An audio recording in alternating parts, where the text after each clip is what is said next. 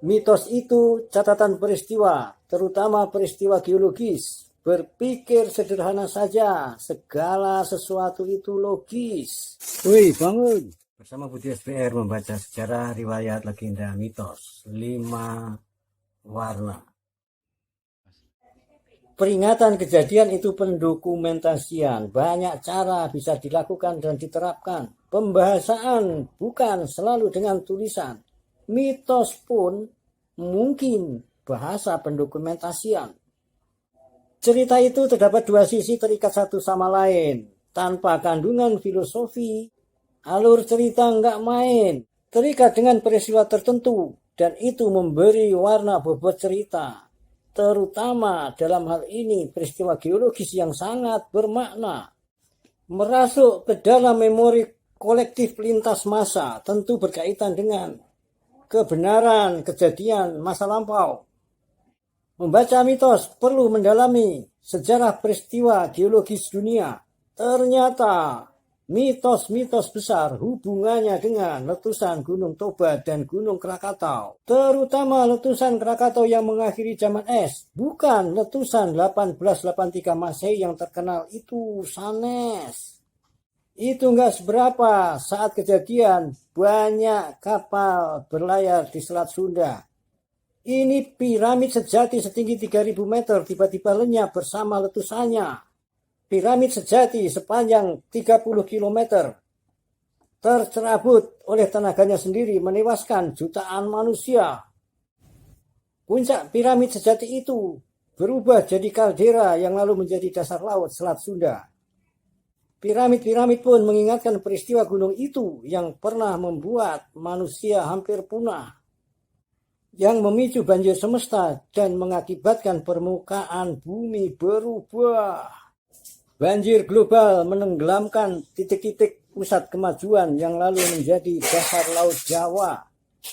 Kemajuan itu diantaranya dalam pengembangan pertanian pangan, antara lain diabadikan dalam cerita Bidadari Turun Mandi dan Pemuda Desa. Adakah yang tidak akrab dengan cerita itu? Kemungkinan besar ada yang sengaja menjauhkan. Faktanya cerita itu ada di Sumatera, Kalimantan, bahkan Pulau Sulawesi, bukan hanya di Jawa.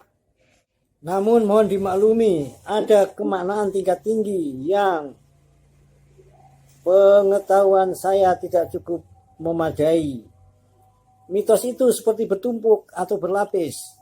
Kita ibarat yang lapis atas saja. Sang bidadari mengenalkan bahan pokok pangan, serta sang bidadari tak terlepas dengan realitas pelangi. Tempat yang maju itu pernah diliputi material yang mungkin bisa memolarisasikan cahaya matahari.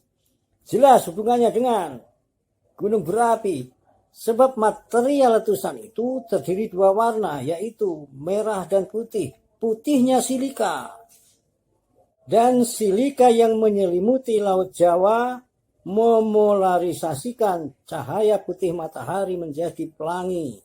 Merahnya lava pijar. Ya, oleh karena itu orang bangsa Indonesia sangat lekat dengan warna merah putih. Merah darahku, putih tulangku. Merah itu berani, putih itu suci. Tapi waspadalah, warna bendera pusaka pun ada yang mengaku-ngaku. Padahal keberadaan gak jelas, tak sadar posisi. Itu cemen abis, nggak usah digubris. Satu pesan yang harus kita camkan bersama. Orang Indonesia tidak boleh memfitnah Indonesia. Salam bahagia.